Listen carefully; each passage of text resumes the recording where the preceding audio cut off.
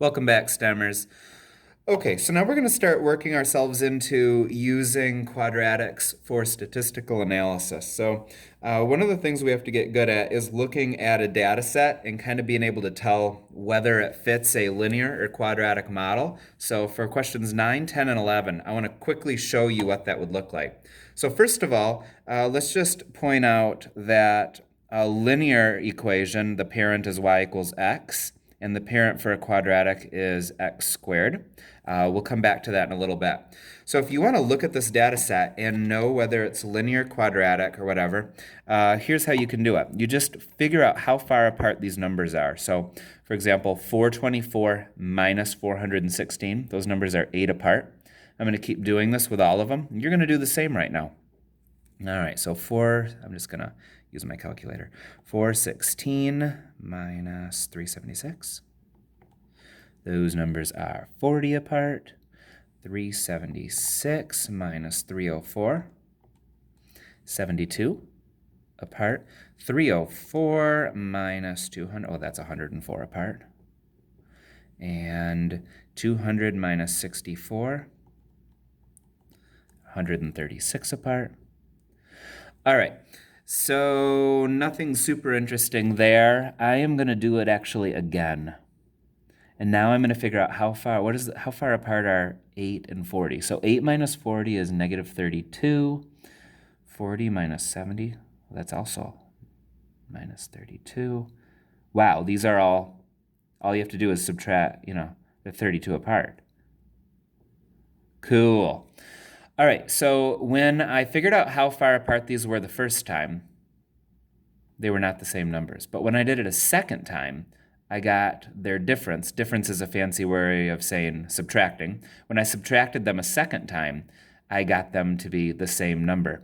If you can subtract things 2 times and then get the same number, quadratic sort of the second power, then it would be a quadratic model. So I know that these, if I was to graph this, it would make a parabola. And it's a way you can figure that out just by looking at the table. So I would say that this is quadratic. All right, let's do it with this one. If I subtract these are 6 apart. Don't need a calculator for this one. They're all 6 apart.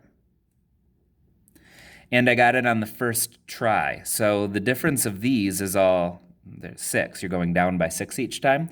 I got it on the first try, so this is a degree 1. So this would be a linear model. Pretty cool little trick. Okay, so let's do that with this one. All right, so 5 minus 15, that's going to be negative 10. These are negative 30, negative 90, negative 100, 270 actually, negative 270. And I can't do this one in my head. 405 minus 1,215. Put that in my calculator. I'm getting negative 810. All right, nothing interesting there, so I'll do it again. Oops, negative 10. All right, negative 10 minus negative 30. All right, 20. Negative 30 minus negative 90. 60. All right, I'm done with this because the first time I do the differences, they're not the same, so it's not linear. The second time I do the differences, they're still not the same, so it's not quadratic. My choices were linear, quadratic, neither. This one's going to be neither.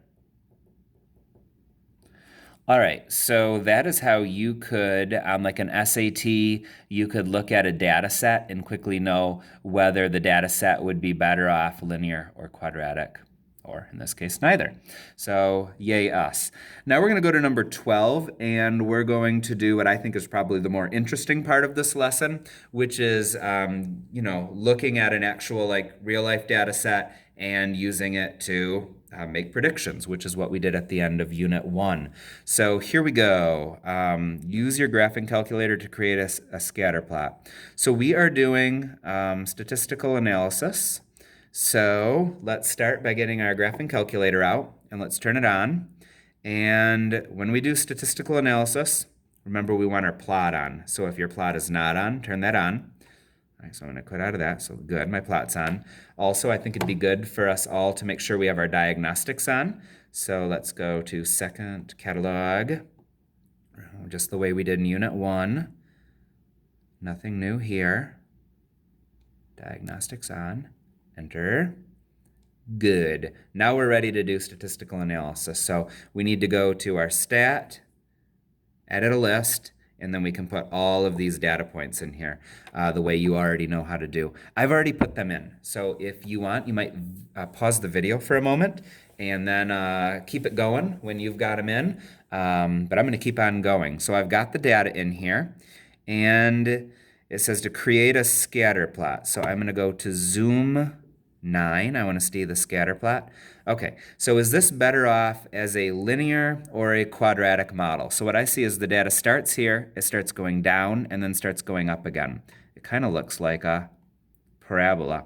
At least it does a lot more than it looks like a straight line because it's going down and then back up. So which better represents the data, line or parabola? I'm going with parabola because the data starts going down and then goes back up. Looks pretty quadratic to me. Use the regression feature to find the model. So we want to get that regression equation. So this all works like the same way we did with linear. So we can go to stats, calculate. Last chapter, we would have gone to linear regression, but because this is a quadratic model, we'll go to quadratic regression. Enter, enter, so it all works the same. All right, so now we can get that equation. So y equals, all right, so it says ax squared plus b equals c. Our a value, it says 1.49, so I'm going to go 1.49 x squared.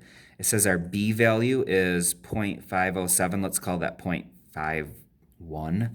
So plus 0.51 x, and then plus c. Our c value is 39.98. So plus 39.98.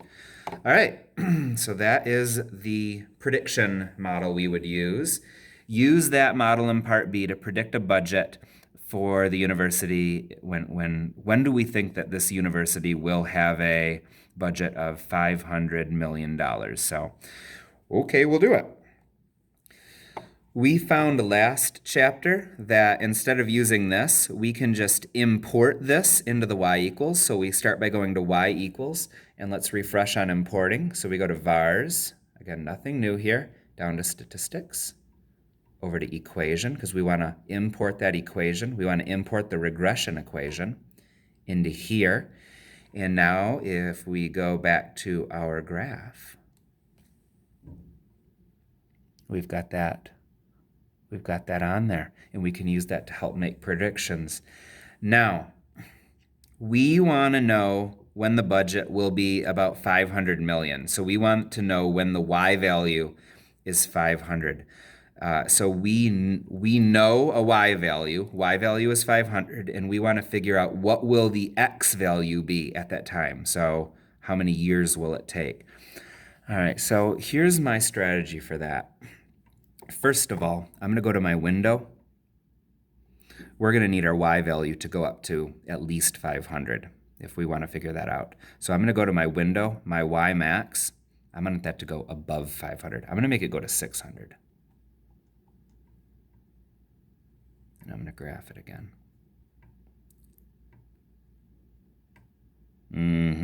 Look, it just runs off. I need this to go all the way up to 500. So I think I need, this is only going out 10 years. Maybe I need to go out more than 10 years into the future to figure this out. So I'm going to go to my window, and I'm going to go to my X max instead. I don't know, it's 9.9. But in any case, I'm going to make it go to 30 years maybe. Let's see if that's enough. Oh, yeah, that's great. So I want to figure out so 500 is going to be up here. So I want to figure out how many years does it take for us to have a budget of 500 million. So what I'm going to do is I'm going to go back to y equals. Watch what I'm going to do here. I'm going to go down to y2. If I put a 500 here, that's going to draw a line straight across. This point here will show me how many years it's going to take for the budget to get to that amount. So I just want to calculate what that point is. So instead of calculating a value like I did a lot last chapter, I want to calculate where those lines intersect. So I'm going to go second, calculate. And I want to calculate where those two lines intersect. So I'm going to go down to that one. All right, now that puts a cursor on here. To do this, this might be your first time ever doing this. You just have to use your right and left arrows, and you want to get this thing pretty close to where they crisscross, and then you just hit enter once, twice, 3 times, and look, we'll have a budget of 500 million. We predict that we'll have a budget of about 500 million after about 17.38 years. So when would we predict the budget? I'm going to say after about 17 years. Cool. So the big thing I hope that you learned in number 12 is that quadratic regression lines, when we put that into our calculator, almost all the steps work exactly the way with linear, except instead of going to calculate a linear regression line, you use a quadratic regression line. Everything else works out pretty much the same. So at this point, I think you could give the rest of your homework a go. So good luck, and thanks for watching.